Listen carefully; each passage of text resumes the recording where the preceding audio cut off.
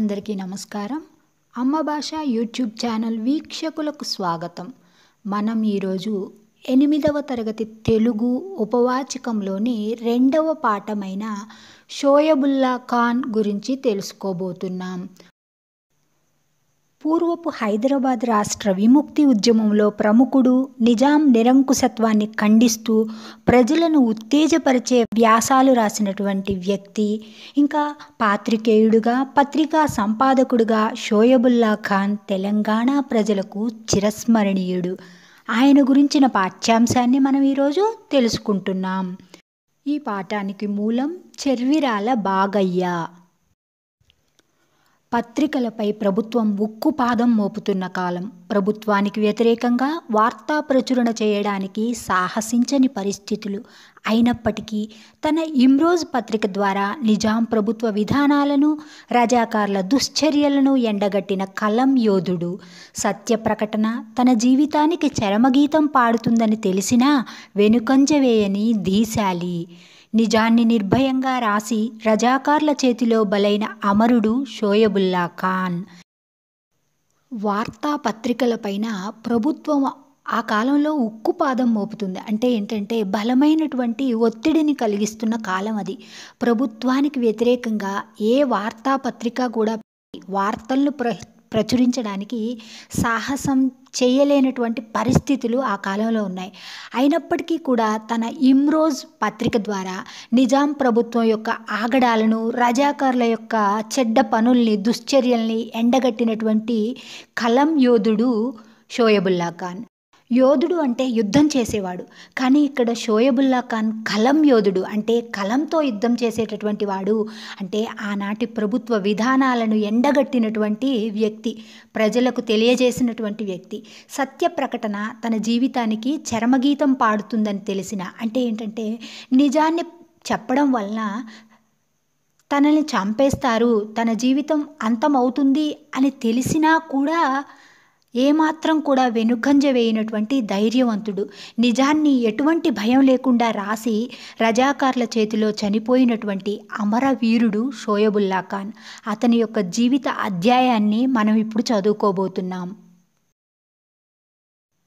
ఈ పాఠం బుర్రకథ రూపంలో ఉంటుందన్నమాట. బుర్రకథలో 3 వ్యక్తులు ఉంటారు. మధ్యలో కథకుడు ఉంటాడు, అంటే కథ చెప్పేటటువంటి వ్యక్తి ఉంటాడు. ఆ వ్యక్తికి 2 వైపులా కూడా 2 వంతలు ఉంటారు. వంతలు అంటే వంత పాడేవాళ్ళు అని అర్థం. పాఠంలోకి వెళ్దామా మరి? వీరజనని శ్రీ భారతమాతను, మహామహుండగు మహాత్మా గాంధీని, జనవందితుడగు జవహర్ లాలును, పూజనీయుడగు బోసుబాబును, వందనీయుడగు వల్లభుబాయిని, పరిపరి విధముల భారత వీరుల ప్రస్తుతింతు నా భావము లోపలను తందానతాన అస్తికత్వమున ఆనందముతోను తందానతాన తందాన బాయి రాజవందనాన తందానతాన. బుర్రకథ ప్రారంభంలో భారత మాతను తలుచుకుంటూ గొప్పవాడైనటువంటి మహాత్మా గాంధీని, అలాగే జవహర్లాల్ నెహ్రూను, సుభాష్ చంద్రబోసును, సర్దార్ వల్లభాయ్ పటేల్ను అనేక విధములుగా ఈ భారత వీరుల్ని పొగుడుతూ ఆనందంతో ఈ కథను చెప్పబోతున్నాను అని కథకుడు చెబుతున్నాడు. హాస్యం. అరే భాయి, ఏదైనా కథ మొదలు పెట్టేటప్పుడు మూల పురుషులైన బ్రహ్మ విష్ణు మహేశ్వరులను లేక విఘ్నేశ్వరుణ్ణో గ్రామ దేవతనో తలుచుటొప్పు కానీ భరతమాతనట, మహాత్మా గాంధీ అట, జవహర్లాల్ అట, ఈ కొత్త కొత్త దేవతలు ఎవరో కానీ నేను అవి విని ఎరుంగలేదు. ఏమంటున్నారు?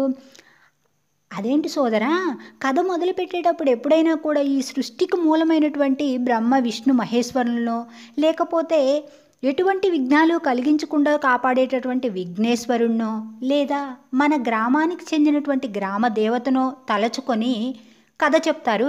కానీ ఇక్కడేంటయ్యా నువ్వు భారతమాత అన్నావు, మహాత్మా గాంధీ అన్నావు, జవహర్లాల్ అన్నావు, ఈ కొత్త కొత్త దేవతలు ఎవరు? నేను ఎప్పుడు వినలేదే అంటున్నాడు. ఆ తర్వాత కథకుడు ఏం చెప్తున్నాడు? ఓహో, నీవింకా నిద్రలో నుండి కలలు గంటున్నావన్నమాట. పైన పేర్కొన్న వారులు మన భారతదేశపు దాస్య శృంఖలముల విడదీయుటకై అనేక కష్ట నష్టముల కోర్చి కారాగారాలకెగి ప్రాణముల బలినొసంగి స్వాతంత్ర్యము కలుగజేసిన సత్పురుషులు. వీరినిగాక ఇంకెవరిని స్తుతించగలము? ఏం చెప్తున్నారు? ఓహో, నువ్వేమైనా నిద్రలో కలలు కంటున్నావా ఏంటి? పైన చెప్పిన వాళ్ళందరూ కూడా ఏంటంటే మన భారతదేశాన్ని ఆంగ్లేయుల పాలన నుండి కాపాడడం కోసం అనేక కష్ట నష్టాలను భరించి జైలుకెళ్ళి ప్రాణాలను కూడా బలి చేశారు. మన స్వాతంత్ర్యం తీసుకురావడానికి ఈ గొప్ప వ్యక్తులు ఎంతగానో కృషి చేశారు. మరి వీరిని గాక ఎవరిని పొగడగలను అంటున్నారు. హాస్యం. అటులైన సరే కానీ నీవిప్పుడు చెప్పదలుచుకున్న కథేమిటో చెప్పరాదా? అటులనే గాని ఇప్పుడు నువ్వు ఏం కథ చెబుదామనుకుంటున్నావో తెలియజేయి సోదరా. కథకుడు. చెప్పెద వినుము. రామ రావణుల యుద్ధముగాదోయి తందాన తాన. కౌరవ పాండవ కథ ఇదిగాదోయి తందాన తాన. పూర్వరాజుల చరిత్ర ఇదిగాదు తందాన తాన. తందాన తందాన తందాన తందాన తాన. తందాన బాయి రాజవందనాన తందాన తాన. ఏం చెప్తున్నాడు కథకుడు? చెప్తా వినయ్యా. ఇది రామరావణుల యుద్ధం కాదు అంటే రామాయణం కాదు. కౌరవ పాండవ కథ ఇది కాదు అంటే భారతము కాదు. ఇంకా పూర్వరాజుల చరిత్ర కూడా కాదు. చెప్తాను విను అంటున్నాడు. హాస్యం. సరే, నీవు చెప్పున్నది బాగానే ఉంది. ఆ కథ కాదు ఈ కథ కాదు ఏ కథ కాకపోతే నీవు చెప్పదలుచుకున్న కథ ఏమిటో చెప్పేదవా? ఊరక కాలయాపన చేసేదవా? ఏమంటున్నాడు? రామాయణం కాదంటున్నావు, భారతం కాదంటున్నావు. మరి నువ్వు ఏం చెప్పదలుచుకున్నావో ఆ కథ ఏమిటో చెప్పు. సమయాన్ని వృధాగా గడపకు సోదరా అన్నాడు. అప్పుడు కథకుడేమంటున్నాడు చూడండి. వినుము, నేనిప్పుడు చెప్పబోయే కథ మహాత్మా గాంధీకి అత్యంత ప్రియ భక్తుడును, దేశసేవా దురంధరుడును, నిష్పక్షపాత హృదయుండును అగు షోయబుల్లా ఖాన్ను దుర్మార్గులు ఏ విధంగా హత్యగావించియుండిరో ఈ ప్రజానీకమునకు కథారూపంగా తెలియజేయువాడను. సరే చెప్తాను వినుము. నేనేం చెప్పబోతున్నానంటే జాతి పిత అయినటువంటి మహాత్మా గాంధీకి ప్రియమైనటువంటి భక్తుడు, దేశ సేవలో దురంధరుడు, ఇంకా ఎటువంటి పక్షపాత హృదయము లేకుండా ఉన్నటువంటి షోయబుల్లా ఖాన్ని చెడ్డ వ్యక్తులు రజాకారులు ఏ విధంగా హత్య చేశారో ఆ కథ అంతటిని ప్రజలకు కథారూపంగా తెలియజేస్తాను వినండి అంటున్నాడు. హాస్యం. అబ్బా, ఎంత మాట నుడివితివిరా. ఆ మాట వినతోడనే నా వంటిలో నుండి రక్తమెల్లను నీరయ్యను, నోట దడియారెను, గుండెలవిసిపోయెను. సరే కానిమ్ము. అవునా, అలా చేశారా? ఎంత మాట చెప్పావు. నీ మాట వినగానే నా ఒంటిలో రక్తం అంతా కూడా నీరైపోయింది, నోరు తడి ఆరిపోయింది, గుండెలు అవిసిపోయినాయి. సరే ఏం చెప్తావో చెప్పుము అంటున్నారు. కథకుడు వినుము అని ఈ విధంగా చెబుతున్నాడు. భారతావనిలో భాగ్యనగరమందు తందాన తాన. మానుకోట తాలూక యందున తందాన తాన. సుబ్రవాడు అనే చిన్న గ్రామమందు తందాన తాన. మహమ్మదీయుడు హబీబుల్లా ఖాను తందాన తాన. పతివ్రతయగు తన భార్యతోనగూడి తందాన తాన. 7 బిడ్డలగన్నవాడయ్యా తందాన తాన. అయినను ఒక్క బిడ్డ బ్రతుకలేదు తందాన తాన. పూర్వఫలంబులని బొగులుచుండిరయ్యా తందాన తాన. అంతలోనే భగవంతుని దయవల్ల తందాన తాన. హబీబుల్లా ఖాను నీ ఇల్లాలు తందాన తాన. మరల చూలు దాల్చెను తందాన తాన. తందాన తందాన తందాన తాన. తందాన బాయి రాజవందనాన తందాన తాన. ఏం చెప్తున్నారు కథకుడు అంటే హైదరాబాదులో మానుకోట తాలూకాలో సుబ్రవాడు అనేటటువంటి చిన్న గ్రామంలో ముస్లిం అయినటువంటి హబీబుల్లా ఖాన్ ఉండేవారట. హబీబుల్లా ఖాన్ పతివ్రత అయినటువంటి తన భార్యతో కలిసి ఉండేవారు. వీరికి 7 బిడ్డలు పుట్టారు. కానీ ఏ ఒక్కరూ కూడా బ్రతకలేదంట. అంటే పుట్టిన వారందరూ కూడా చనిపోయారు పసిపిల్లలుగానే. పూర్వఫలం అంటే పూర్వ జన్మలో చేసుకున్నటువంటి ఫలమై ఉంటుంది, అందుకే ఇలా జరిగింది, ఒక్కరు కూడా బ్రతికి లేరు అని వారు పాపం భార్యాభర్తలు ఇద్దరూ కూడా బాధపడుతూ ఉండేవారట. అంతలోనే భగవంతుని దయవలన అంటే దేవుడి దయవలన హబీబుల్లా ఖాన్ భార్య గర్భవతి అయ్యింది. ఇది ఇంతవరకు చెప్పాడు. ఆ తర్వాత ఏమంటున్నాడు చూడండి. ఇట్లుండగా సుమారు 29 సంవత్సరముల క్రితము ఒకనాడు విశ్వవంద్య బాపూజీ విజయవాడకు వెళ్ళుచున్నారు. దారిలో అనగా మానుకోట స్టేషన్లో హబీబుల్లా ఖాన్ గారు పోలీస్ ఇన్స్పెక్టర్గా ఉన్నారు. బాపూజీని తదేక దృష్టితో చూశారు. అంటే 29 సంవత్సరాల క్రితం అంట. ఒకరోజు ఏంటంటే మన బాపూజీ అంటే గాంధీజీ గారు విజయవాడ వెళ్తున్నారు.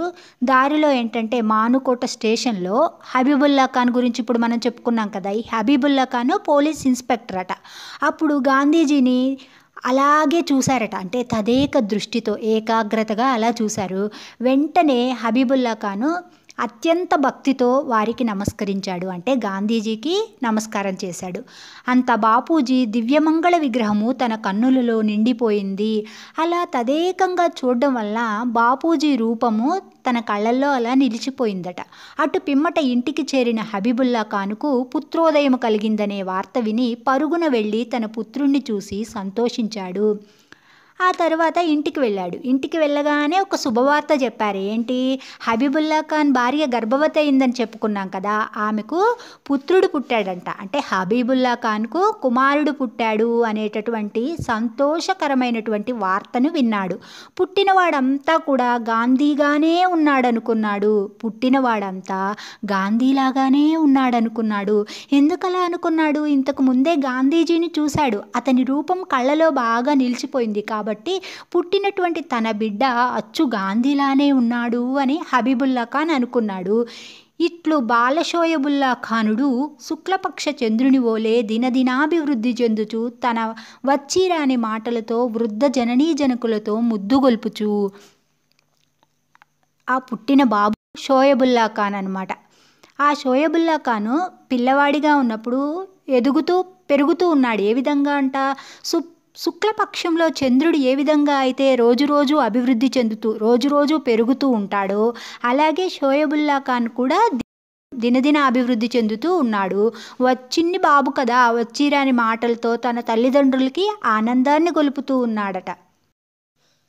ఆ తరువాత చూడండి, తందాన తందాన తందాన తందాన తాన తందాన బాయి రాజవందనాన తందాన తాన షోయబుల్లా ఖానుడమ్మాయ్యా తందాన తాన వివేకమతనిలో మొలకలెత్తెనయ్యా తందాన తాన దేశ సేవయే దేవుని సేవంచు తందాన తాన తన మదిలోపల దలచుచుండెనయ్యా తందాన తాన విశ్వమానవ భ్రాతృత్వం బయ్యా తందాన తాన ఎంత దాచిన దాగకుండెనయ్యా తందాన తాన మబ్బుల్లోని చంద్రుని రీతిగను తందాన తాన ప్రకాశమానం బగుచుండేనయ్యా తందాన తాన తందాన తందాన తందాన తందాన తాన తందాన భాయి రాజవందనాన తందాన తాన. ఏం చెప్తున్నారు? షోయబుల్లా ఖాను అప్పుడప్పుడే పెరుగుతున్నాడు అని చెప్పుకున్నాం కదా. అతను పెరిగే కొద్దీ కూడా తెలివితేటలు మొలకెత్తుతూ ఉన్నాయట. అతనిలో మంచి తెలివితేటలు కలిగిన యువకుడుగా మారాడు. ఆ తర్వాత దేశ సేవే అంటే దేశానికి సేవ చేయడమే భగవంతునికి సేవ చేయడం అని తన మనస్సు లోపల భావించాడట.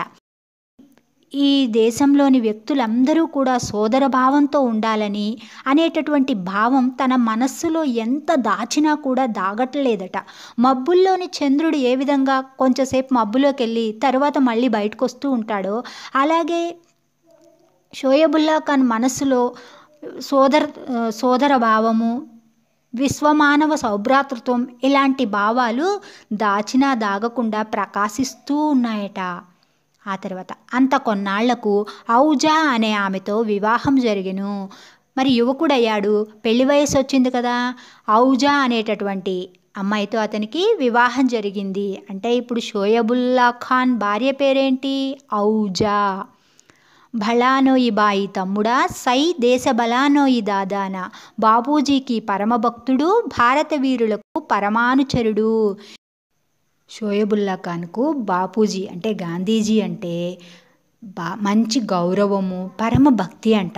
ఇంకా భారత వీరులందరికీ కూడా ఆయన మిక్కిలి అనుచరుడు. సత్య అహింసల ప్రచారకుడు, లోభత్వమునకు లొంగనివాడు, ప్రజాక్షేమమే గోరెడివాడు షోయబుల్లా ఖానుడమ్మయ్యా.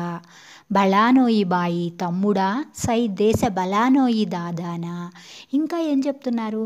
సత్యము అహింసలను ప్రచారం చేసేటటువంటి వాడు, ఎటువంటి ప్రలోభాలకు లొంగకుండా ప్రజల యొక్క క్షేమమే కోరుకునేటటువంటి వ్యక్తి షోయబుల్లా ఖాను. ఇట్లుండా హైదరాబాద్ ప్రభుత్వము మత ప్రేరణ చేయుచు రజాకారులని దుష్ట శక్తుల పోషించుచు మొత్తం రాష్ట్రమంతటా లూటీలు, గృహదహనాలు, హత్యలు, మానభంగములు మున్నగు బీభత్సములు బాహాటముగా యా రజాకారులు చేయుచుండిరి. ఇది ఈ విధంగా ఉంటే హైదరాబాద్ ప్రభుత్వము మత ప్రేరణ చేస్తూ రజాకార్లు అనేటటువంటి చెడ్డవారిని పోషిస్తూ ఉందట. రజాకార్లు అంటే తెలంగాణలో ప్రజా ఉద్యమమును అణచడానికి నియమితులైనటువంటి నిజాం పక్షాన పనిచేసిన అనధికార ముస్లిం దళాలు. ఈ రజాకార్లు నిజాం ప్రభుత్వ అండను చూసుకుని రాష్ట్రం అంతా కూడా దోచుకోవడము, ఇళ్లను తగలబెట్టడము, కొంతమంది వ్యక్తుల్ని హత్య చేయడము, మానభంగాలు చేయడం, ఇలాంటి బీభత్సాలన్నీ కూడా అందరి ముందు కూడా చేస్తూ ఉన్నారట. అప్పట్లో మన షోయబుల్లా ఖానుడు తాజ్వీ అనే ఉర్దూ పత్రిక ద్వారా ఆ రజాకార్లు, వారి నాయకుడు కాసిం రజ్వీ క్రూర కృత్యములను ఖండించుచూ వచ్చెను. అప్పట్లో షోయబుల్లా ఖాన్ తాజ్వీ అనేటటువంటి ఉర్దూ పత్రికలో సంపాదకుడుగా, పాత్రికేయుడిగా ఉండేవాడు. ఆ పత్రిక ద్వారా ఈ రజాకార్లను గురించి, ఇంకా నిజాం ప్రభుత్వం గురించి కూడా నిజాల్ని రాస్తూ నిర్భయంగా ఉండేవాడట. షోయబుల్లా ఖానుడు తమ జాతివాడై కూడా తమకు విరుద్ధంగా నడుచుకొనుట కాసిం రజ్వీకే కాక హైదరాబాదులో నుండి సమస్త మహమ్మదీయులకు ఇష్టం లేకుండెను. అంటే రజాకారులందరికీ కూడా నాయకుడెవరు? కాసిం రజ్వీ అనమాట. మరి కాసిం రజ్వీ చేసేటటువంటి చెడ్డ పనులన్నింటినీ కూడా ఈయన ఖండిస్తూ పత్రికల్లో రాస్తున్నాడు.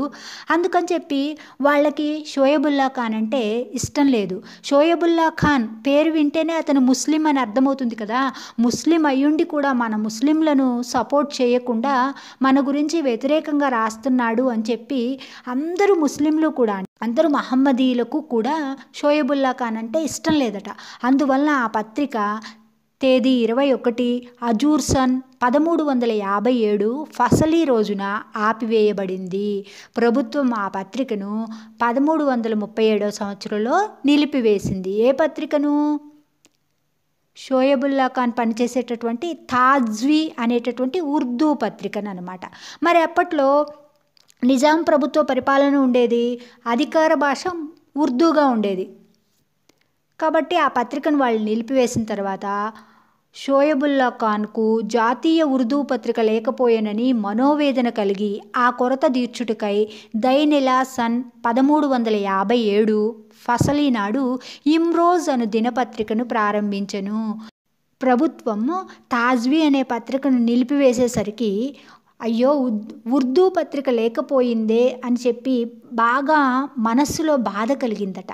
ఆ బాధను పోగొట్టుకోవడం కోసం, ఆ పత్రిక లేదు అనేటటువంటి కొరతను తీర్చడం కోసం 1357 సంవత్సరంలో షోయబుల్లా ఖాన్ ఇమ్రోజ్ అనేటటువంటి దినపత్రికను ప్రారంభించాడట. ఇది బూర్గుల రామకృష్ణారావు గారి సహాయంతో ఈ పత్రికను స్థాపించాడు. షోయబుల్లా ఖాన్ గుండెల నిండా కూడా ప్రజాస్వామ్యం నిండి ఉంది. అక్షరాన్ని ఆయుధంగా మార్చి ఈ నిజాం నియంతృత్వంపై సమరం చేశాడు. మన షోయబుల్లా ఖాను జాతీయవాది, గాంధీ గారి సిద్ధాంతములనే ఆచరించువాడు, మహాధైర్యశాలి. ధైర్యంతో పత్రిక ద్వారా జాతీయ భావముల వెల్లడించుచు చక్కని విమర్శలు చేయుచు నిజమైన వార్తలను ప్రకటించుచుండెను. షోయబుల్లా ఖాన్ ఇమ్రోజ్ అనేటటువంటి దినపత్రికను ప్రారంభించాడు అని చెప్పుకున్నాం కదా. ఆ పత్రికలో చాలా ధైర్యంతో జాతీయ భావాలను వెల్లడిస్తూ ప్రభుత్వం పైన విమర్శలు చేస్తూ, అంటే ఇక్కడ ప్రభుత్వం చేస్తున్నటువంటి పనుల్ని గురించి నిర్భయంగా రాసేవాడు. బలానోయి బాయి తమ్ముడా సై దేశ బలానోయి దాదానా. షోయబుల్లా ఖానునిపై నీ ప్రభుత్వ ఈర్ష్యభావంబు చేత కాగితమిచ్చుట బందు చేసిరి. వెంటనే ఎప్పుడు సెన్సార్ పెట్టిరి. అనేక చిక్కులు గలుగజేసిరి. అయినను ఇంచుక భయపడలేదు. తన యత్నంబు తప్పనలేదు. న్యాయమే నన్నిటి జయమొసంగునని అనుకొనియుండెను షోయబుల్లా ఖాన్. బళానోయి భాయి తమ్ముడా సై దేశ బలానోయి దాదానా. ప్రభుత్వం ఏం చేసింది? ఈయన అన్ని విషయాల్ని కూడా అంటే ప్రభుత్వాన్ని ఎండగడుతున్నాడు, ఉన్నది ఉన్నట్లుగా చెబుతున్నాడు అని చెప్పి షోయబుల్లా ఖాన్పై ప్రభుత్వము ఈర్ష్యపడింది. కాగితం ఇవ్వడం బంద్ చేసిందనమాట. మరి కాగితం లేకుండా వార్తాపత్రిక ప్రచురణ సాధ్యం కాదు కదా. ప్రభుత్వం కాగితాన్ని ఇవ్వడం నిలిపివేసింది. వెంటనే ఏంటి, సెన్సార్ పెట్టేసింది. ఇవి నువ్వు ప్రభుత్వానికి వ్యతిరేకంగా రాస్తున్నావు, ఇది తప్పు అని చెప్పి అనేక ఇబ్బందుల్ని కలుగజేసింది. పేపర్ దినపత్రిక కొనసాగకుండా చాలా ఇబ్బందుల్ని కలుగజేసింది. అయినా కూడా షోయబుల్లా ఖాను కొంచెం కూడా భయపడలేదట. తన ప్రయత్నాన్ని మానలేదు. తన వైపు న్యాయం ఉంది, న్యాయమే గెలుస్తుంది అనుకొని తన పోరాటాన్ని సాగించాడు. ఇట్లుండగా మహాత్ముడి అకాల మరణ వార్త అకస్మాత్తుగా షోయబ్ విన్నాడు. నిర్ఘాంతపడ్డాడు. ఇంట తన గదిలో వెక్కి వెక్కి ఏడుస్తున్నాడు. బలమైన అతని శరీరం దుఃఖావేశంతో వణికిపోవుచున్నది. నోరు పెకలటం లేదతనికి. ఇది ఈ విధంగా ఉంటే గాంధీజీ మరణ వార్త విన్నాడట. మరి అది సహజ మరణం అయితే అంత బాధ ఉండదు. మరి గాంధీజీ హత్యకు గురయ్యాడు అనేటటువంటి వార్తని షోయబుల్లా ఖాన్ విని చాలా ఆశ్చర్యపోయాడు. తన ఇంట్లో తన గదిలో కూర్చొని వెక్కి వెక్కి ఏడుస్తున్నాడట. బలమైన అతని శరీరము బాధతో ఆవేశంతో వణికిపోతుంది. నోట్లో నుంచి మాట అనేది రావటలేదట. ఇంతలో తన తల్లి వచ్చి, నాయనా ఏడువకుము, ఆయన మహాత్ముడు, అతనికి అంతా సమానమే, చావు బ్రతుకుల్లో ఆయనకు భేదం లేదు. హిందూ ముస్లింలలో సోదరభావాన్ని పెంపొందించుటకై ఆయన మహోత్కృష్టమైన సేవ చేశాడు. నీవు దుఃఖించుట మానుము నాయనా, ఏది ఒకసారి నవ్వుము అని దీనంగా బ్రతిమాలుతున్న తన తల్లిని చూసి షోయబుల్లా ఖానుడు, అమ్మా, రేపు నీ కొడుకు స్వాతంత్ర్యం కొరకు బలైతే నీవు దుఃఖించవా అని అడిగాడు. వెక్కి వెక్కి ఏడుస్తున్నటువంటి షోయబుల్లా ఖాన్ దగ్గరికి తల్లొచ్చి, అయ్యా ఏడవబాక, అతను గాంధీజీ మహాత్ముడు, చాలా గొప్పవాడు, అతనికి చావుకి బ్రతుక్కి అనేది తేడా ఏం లేదు. హిందువుల్లో ఇంకా ముస్లిముల్లో అన్నదమ్ములు అనేటటువంటి భావాన్ని పెంపొందించినటువంటి గొప్ప వ్యక్తి. ఈ సమాజానికి ఈ దేశానికి ఆయన ఎంతో సేవ చేశాడు. ఆయన గురించి ఇంకా బాధపడకు, ఒకసారి నవ్వయ్యా అంది. ఎందుకు నవ్వమంది? గాంధీజీ చనిపోయినా కూడా అందరి హృదయాల్లో బ్రతికే ఉంటాడు, ఆయనకి చావు అనేది లేదు అని ధైర్యాన్ని చెప్పింది. అని నవ్వమని దీనంగా బ్రతిమాలింది. నవ్వు నాయనా, ఒకసారి నవ్వయ్యా అని. అప్పుడు షోయబుల్లా ఖాను వాళ్ళ అమ్మ వైపు చూసి ఏమన్నాడంటే, అమ్మ, ఒకవేళ భవిష్యత్తులో నేను ఈ దేశ స్వాతంత్ర్యం కోసం బలయ్యాననుకో, అంటే నేను చనిపోయాననుకో, అప్పుడు నువ్వు బాధపడవా అని అడిగాడట. అప్పుడు ఆ తల్లి ఏమని సమాధానం చెప్పిందో చూద్దాం. ఆ మాటలకు ఆ షోయబుల్లా ఖానుని తల్లి, నా కొడుకే అంతటి భాగ్యవంతుడై ప్రజాసేవలో ప్రాణాలు విడిస్తే, సత్యం ప్రచారంలో అమరుడైతే నేను నవ్వుతాను తండ్రి, ఇది ముమ్మాటికి నిజం అని తల్లి చెప్పిన ధైర్యవచనాలకు సంతోషించినాడు. ఆ తల్లి ఏమని సమాధానం చెప్పిందో చూడండి. నేను కూడా స్వాతంత్ర్యం కోసం చనిపోతే నువ్వు బాధపడవా అని అడిగినటువంటి కొడుకుతో, నా కొడుకు అంతటి అదృష్టవంతుడయి ప్రజల కోసం ప్రాణాలు పోగొట్టుకుంటే, సత్యాన్ని ప్రచారంలో చేసి అమరత్వాన్ని సాధిస్తే నేను నిజంగా నవ్వుకుంటానయ్యా, ఇది నిజంగా నిజం, ముమ్మాటికి నిజం అని తల్లి ధైర్యాన్ని చెప్పిందట. అప్పుడు షోయబుల్లా ఖాన్ సంతోషించాడు. బాధనంతటిని కూడా పోగొట్టుకున్నాడు, దుఃఖమును పోగొట్టుకున్నాడు. ఇట్లుండని ఇతనిపై కొందరు వ్యతిరేకులకు మరింత విషము తలకెక్కుచునే ఉండెను. ఈ విధంగా ఉంటే అతనిపై కొందరు వ్యతిరేకులకు, అంటే ఇతన్ని వ్యతిరేకించే కొంతమందికి ఇతనంటే గిట్టడం లేదు. 10 నెలల నుండి తన సంపాదకీయ వ్యాసములు వారినే కాక ప్రభుత్వమును కూడా గడగడ వణికించినవి. నిజమే, ఇలాంటి దేశభక్తులను చూసి కాసిం రజ్వీ ఊరుకోగలడా? 19/8/1948 రోజున జమ్రుత్ మహల్లో సభ చేసి ఏమన్నాడంటే, 10 నెలల నుండి తన సంపాదకీయ వ్యాసాలతో ప్రభుత్వాన్ని గడగడా వణికిస్తున్నటువంటి షోయబుల్లా ఖాన్ యొక్క దేశభక్తిని చూసి కాసిం రిజ్వీ అంటే ఈ రజాకార్ల ఉద్యమం యొక్క నాయకుడు ఊరుకుంటాడా? ఊరుకోడు కదా. ఆగస్టు 19, 1948 సంవత్సరంలో ఆ రోజున జమ్రూత్ మహల్లో సభ చేశాడు. ఆ సభలో ఏదో మాట్లాడాడట. ఏం మాట్లాడాడో చూద్దాం. భళానోయి బాయి తమ్ముడా సై బలానోయి దాదానా. హిందూ కానీ ముస్లిం కానీ ప్రభుత్వానికి వ్యతిరేకంగా ప్రచారమును గావించినచో పట్టి వాన్ని ప్రాణాలు దీయుడి, బర్చిలాతో బొడచి చేయండి, వారి చేతులు నరికివేయండి, నేనుండగా మీకేమీ భయము అని ఇటు అటు వలెను కాసిం రిజ్వీ రజాకారులనే రాక్షసముకను పంపివేశను మచ్చరంబుతో. భళానోయి బాయి తమ్ముడా సై దేశ బలానోయి దాదానా. ఏం జరిగింది? కాసిం రిజ్వీ జమ్రుత్ మహల్లో సభ చేశాడు. అప్పుడు ఏం చెప్పాడు? హిందూ అయినా సరే ముస్లిం అయినా సరే ప్రభుత్వానికి వ్యతిరేకంగా ఏ విధమైనటువంటి ప్రచారం చేసినా కూడా వాడిని పట్టుకొని ప్రాణాలు తీసేసేయండి, కత్తితో పొడి చేయండి, వారి చేతులు నరికేయండి, నేనుండగా మీకు ఎటువంటి భయము కూడా లేదు అని చెప్పి రాక్షసమూకైనటువంటి రజాకార్లను అక్కడి నుంచి పంపించి వేశాడు. షోయబుల్లా ఖాన్కు అదివరకే ఈ నిశాచరులు తన ప్రవర్తనను మార్చుకోమని జాబులు రాశారు. షోయబుల్లా ఖాన్కు ఇంతకు ముందే ఈ రజాకార్లు నువ్వు నీ ప్రవర్తనను మార్చుకోకపోతే నిన్ను చంపేస్తామంటూ బెదిరింపు లేఖలు రాశారట. వీళ్ళని నిశాచరులు అని పోల్చారు. నిశాచరులు, నిశా అంటే రాత్రిపూట సంచరించేటటువంటి వాళ్ళు నిశాచరులు అంటే రాక్షసులు ఇలాంటి వారు. అంటే వీళ్ళు కూడా స్వభావంలో రాక్షసులు లాంటి వారే కాబట్టి వీళ్ళని అలా చెప్పారు. వీళ్ళు నీ ప్రవర్తనని మార్చుకో అని చెప్పి షోయబుల్లా ఖాన్కు ఇంతకు ముందే లేఖలు రాశారట. అట్లు మార్చుకొనకుండినచో ప్రాణములు దక్కవని ఎన్నో తీర్ల బెదిరించినారు. అట్లా నీ ప్రవర్తన మార్చుకోకపోతే నీ ప్రాణాలు నీకు దక్కవు, నిన్ను చంపేస్తామని బెదిరించారట. అయినప్పటికీ సత్యమునకు పాటుపడ్డ మన షోయబు ఆ బెదిరింపులకు జంకలేదు. అయినా కూడా సత్యానికి కట్టుబడి ఉన్నాడు షోయబుల్లా ఖాను. వాళ్ళ ఎలాంటి బెదిరింపులు బెదిరించినా కూడా ఇతను ఏమాత్రం భయపడలేదు, తనను ఇంచుకైనను మార్చుకోలేదు. ఇది ఈ విధంగా ఉంటే ఇట్లుండా ఆగస్టు 20, 1948 నాడు ఒక పేరు ఊరు లేని ఉత్తరం ఒకటి వచ్చింది.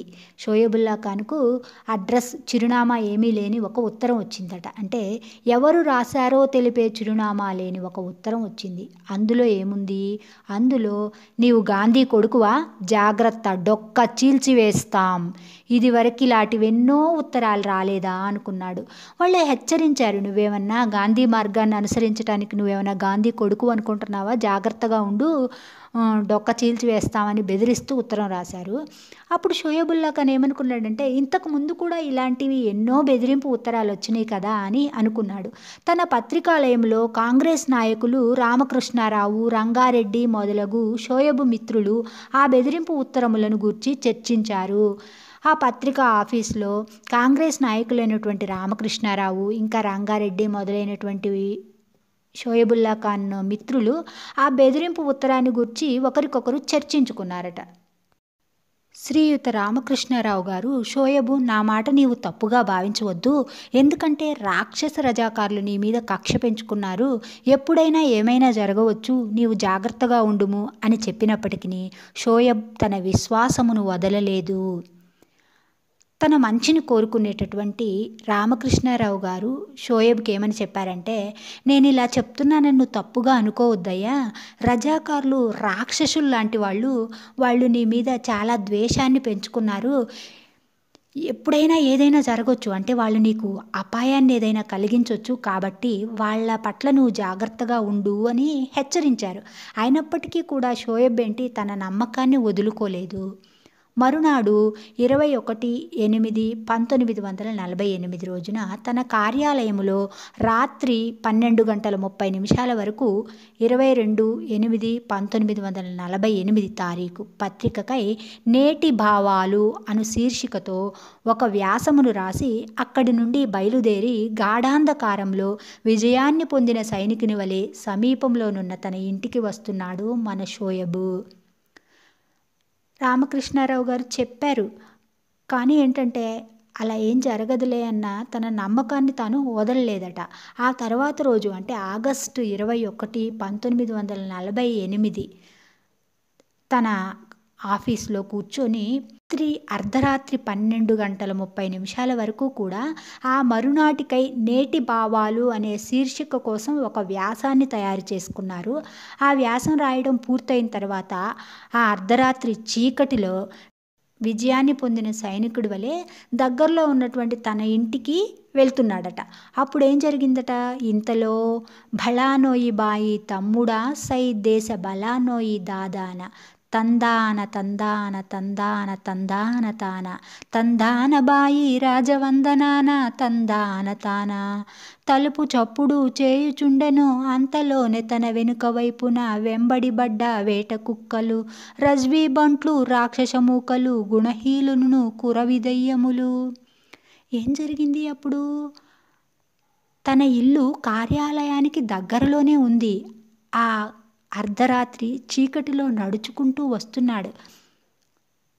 తలుపు చప్పుడు చేద్దామనుకుంటున్నాడు, అంటే ఇంటిలోకి వెళ్ళబోతున్నాడు. తలుపు వరకు వచ్చాడు. అంతలో తన వెనుకన తన్ను వెంబడిస్తూ వేట కుక్కలు వచ్చినాయట. ఎవరు వాళ్ళు? రజ్వీ బంట్లు, అంటే రజాకార్ల నాయకుడైనటువంటి కాసిం రజ్వీ యొక్క సేవకులు. వాళ్ళందరూ రాక్షస మూకలు, గుణహీనులు, అంటే జ్ఞాన అంధకారంలో మగ్గిపోయేటటువంటి వాళ్ళు. అర్ధరాత్రి కొరవి దెయ్యాల్లాగా వచ్చారట తన వెనుక.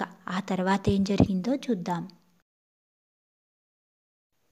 మర్మము తెలియని దుర్మార్గులను, ప్రజల పాలిటి బలు పిశాచములు, దోపిడి దొంగలు, దుష్ట శక్తులు, భళానోయి బాయి తమ్ముడా సై దేశ బలానోయి దాదానా. వాళ్ళ వెనుక, అంటే కాసిం రజ్వీ వెనుక, షోయబుల్లా ఖాన్ వెనుక ఈ పిశాచాల్లాంటి వారు, దుర్మార్గులు, దోపిడీ దొంగలు, దుష్ట శక్తులు అయినటువంటి రజాకార్లు ఉన్నారు. మన షోయబుల్లా ఖాన్ను తుపాకులతో ఢామ్ ఢామ్ ఢామ్ అని కాల్చినారు. అతడు నేలకూలినాడు. ఆ కిరాతకుల కసి అంతతో తీరలేదు. ఏ చల్లని చేయి తన జనులను ఓదార్చి సత్య, అహింస, ధీర, సోదరత్వ ప్రచారాన్ని చేసిందో, ఏ వీరహస్తం శత్రువులను, నిజాం అరాచకత్వాన్ని, దౌర్జన్యాలను నిర్భయంగా విమర్శించిందో, ఏ కరకమలము ఇమ్రోజ్ పత్రికా కన్యను తీర్చిదిద్ది అలంకరించి సాహిత్య మాతృఒడిని సంతృప్తి పరచిందో, అట్టి షోయబ్ కుడిచేయిని దుండగులు నరికివేసినారు. షోయబుల్లా ఖాన్ని తుపాకుతో పేల్చడమే కాకుండా ఆ కిరాతకులు ఏం చేశారు? కసి తీరక, కోపం తీరక వారు చేస్తున్న అన్యాయాలన్నింటినీ రాశాడనే కోపంతో షోయబ్ కుడి చేతిని నరికివేశారు. షోయబ్ బావమర్ది వెనకాల నుండి వస్తూ అరిచాడు. వెనకాల ఎవరొస్తున్నారు అంటే షోయబుల్లా ఖాన్ యొక్క బావమర్ది ఉన్నాడట. అతడు పెద్దగా అరిచాడట. ఆయనకు కూడా గుండు దెబ్బ తగిలింది. అలా అరిచినందువల్ల ఆయన్ని కూడా తుపాకీతో పేల్చారు. ఆ తుపాకీ యొక్క గుండు దెబ్బ అతనికి తగిలింది. అతను కూడా పడిపోయాడు. 2 చేతులు మణికొట్టు వరకు తీశారు. మిక్కుటముగా అరుచుటచే పక్కవారు పరుగెత్తుకొని వచ్చారు. అతని 2 చేతుల్ని కూడా మణికట్టు వరకు నరికేసేసరికి పెద్దగా అరిచాడట. అలా పెద్దగా అరిచింది ఎవరిక్కడ? షోయబుల్లా ఖాన్ బావమరిది, అంతేకాని షోయబుల్లా ఖాన్ కాదు. అలా షోయబుల్లా ఖాన్ యొక్క బావమరిది అరుపులు విని పక్క వాళ్ళందరూ కూడా పరిగెత్తుకుంటూ వచ్చారట. గూండాలు పరుగెత్తినారు. అందరూ ప్రజలు వచ్చేసరికి ఈ గూండాలు, రజాకార్లు పరిగెత్తుకుంటూ వెళ్ళిపోయారట. తలుపు దగ్గరే కదా ఇదంతా జరిగింది. తలుపు తెరుచుకుని షోయబ్ భార్య, తల్లిదండ్రి ఒక్కుమ్మడిగా పైన పడ్డారు, కౌగిలించుకున్నారు. షోయబుల్లా ఖాన్ బామ్మరిది అరుపులు విన్నటువంటి షోయబుల్లా ఖాన్ కుటుంబ సభ్యులందరూ కూడా బయటకు వచ్చారు. భార్య, అమ్మ, నాన్న అందరూ వచ్చారు. అతన్ని దగ్గరికి తీసుకొని కౌగిలించుకున్నారు. తందాన తందాన తాన తందాన బాయి రాజవందనాన తందాన తాన చుట్టుపక్కల వారు వచ్చినారు తందాన తాన మిత్రులందరూ చేరుకున్నారయ్యా తందాన తాన షోయబు కానుడి శరీరమందుండే రక్తధారలు గారుచున్నవయ్యా స్పృహ దప్పలేదింకను షోయబు తన వారిని కన్నుల చూశాడు తందాన తందాన తాన తందాన బాయి రాజవందన తందాన తాన చుట్టుపక్కల వాళ్ళందరూ కూడా వచ్చారు. ఇంకా షోయబుల్లా ఖాన్ యొక్క మిత్రులు కూడా అక్కడికి చేరుకున్నారు. షోయబ్ ఖాన్ శరీరం నుండి రక్తం ధారలుగా కారిపోతూ ఉంది. అయినప్పటికీ కూడా స్పృహ తప్పలేదు. తన వారిని కన్నులతో చూశాడు. తన వారిని అందరినీ కూడా చూసుకున్నాడు. ఆ తర్వాత ఏం జరిగిందో చూడండి. వీరపత్ని భర్తపై పడి నీవెందుకు అరచలేదు? ఆ దుష్ట శక్తుల్ని వెన్నంటి తుపాకీతో కాల్చి అయ్యో ఎంతటి ప్రమాదం సంభవించింది. ఏమంది? నువ్వు ఆ దుష్ట శక్తులు వచ్చి నీ వెనుక నుంచి రజాకారులు వచ్చి నిన్ను కాల్చబోయే ముందు నువ్వు అరవచ్చు కదయ్యా, పెద్దగా కేక వేయొచ్చు కదా, ఎంత ప్రమాదం జరిగింది అని అంటుంది. అప్పుడు ఔజా, నేను బిగ్గరగా అరచిన ఎడల పిరికితనమవుతుంది. వీరుడై చచ్చిన వాడికే స్వర్గం. ఇదే నిజమైన అహింసా సిద్ధాంతం. ఏం చెప్పాడో చూడండి. అంతటి బాధలో కూడా నేను ఎందుకు అరవలేదు అంటే, ఒకవేళ అరిస్తే అది పిరికితనం అవుతుంది. నేను వీరుడుగా చస్తే స్వర్గం లభిస్తుంది. ఇదే నిజమైనటువంటి అహింసా సిద్ధాంతము అని చెప్పాడు. ఇంకా తల్లిని చూసి ఏం చెప్పాడు? తల్లిని చూచి, అమ్మా, నేను ఎలాగైనా ఈ లోకాన్ని విడిచిపోతాను, నీవు వీరమాతవనిపించుకొమ్ము. ఔజా, నీవు నిండు చూలాలివి. నీవు నా ధర్మపత్నివని కీర్తి నిలుపవా? నీవు వీరమాతవవుతావు. మీరు ఇట్లా ఏడిస్తే నా ధైర్యం సన్నగిల్లుతుంది. ఆనాడు మన బాపు మనను విడిచిపోయిన నాడు నన్ను ఏమని ఓదార్చినావమ్మా? అబ్బా! తల్లిని చూసేమన్నాడంటే, అమ్మా, నేను ఎలాగైనా సరే ఈ లోకాన్ని విడిచిపోతాను, అంటే నాకు మరణం సమీపంలో ఉంది, నేను చనిపోతాను, నువ్వు వీరమాతవి అనిపించుకోము అని తల్లికి చెప్పాడు. భార్య వైపు చూసి, ఔజా, నీవు నిండు గర్భవతివి, అంటే రేపో మాపో బిడ్డని కనబోతున్నావు. నీవు నా ధర్మపత్నివి అని కీర్తి నిలుపు. నాకు నీవు వీరమాతవవుతావు. మీరు ఇలా ఏడుస్తూ ఉంటే అంటే నాకున్నటువంటి ధైర్యం అంతా కూడా పోతుంది. అమ్మా, ఆ రోజు గాంధీ మనల్ని విడిచిపెట్టిన రోజు, అంటే గాంధీ చనిపోయిన రోజు నన్ను ఏమని ఓదార్చావమ్మా అని అంటూ అబ్బా అంటూ తన ప్రాణాలను వదిలాడు. ఇవియే షోయబ్ ఆఖరి మాటలు. హాయిగనంతలో నిద్రించినాడు. అతని ఆత్మ మహాత్మలో గలిసే. అమరజీవి అయి అలరారెనయ్యా, బళానోయి బాయి తమ్ముడా, సై దేశ బలానోయి దాదానా. తల్లిని భార్యని ఓదార్చాడు. మీరు బాధపడొద్దు అని చెప్పాడు. అవే షోయబుల్లా ఖాన్ యొక్క ఆఖరి మాటలు. ఆ తర్వాత అతని ఆత్మ మహాత్మలో కలిసిపోయింది. హాయిగా నిద్రించినట్లయ్యాడు. షోయబుల్లా ఖాన్ అమరజీవి అయ్యాడు. అంటే ఏంటి? అతను మరణించాడు. అంటే భౌతికంగా మన మధ్య లేనప్పటికీ కూడా అందరి మనస్సుల్లో కూడా అమరజీవిగా షోయబుల్లా ఖాన్ నిలిచే ఉన్నాడు. తన రాతలతో నిజాం ప్రభుత్వాన్ని, రజాకార్ల నాయకుడైన కాసిం రజ్వీ గుండెను వణికించినటువంటి షోయబుల్లా ఖాన్ని రజాకార్లు దారుణంగా హత్య చేశారు. తెలంగాణ విముక్తి కోసం తెలంగాణ విముక్తిని కోరుకున్నటువంటి షోయబుల్లా ఖాన్ తెలంగాణ ప్రజలకు చిరస్మరణీయుడు. పాఠం విన్నారు కదా? ఈ పాఠం అందరికీ అర్థమైందనే భావిస్తున్నాను. ఈ పాఠం మీద మీ అభిప్రాయాల్ని లేదా సందేహాలు, సూచనల్ని కమెంట్ రూపంలో తెలియజేయగలరు. మరో పాఠంతో మళ్ళీ కలుద్దాం. ధన్యవాదాలు.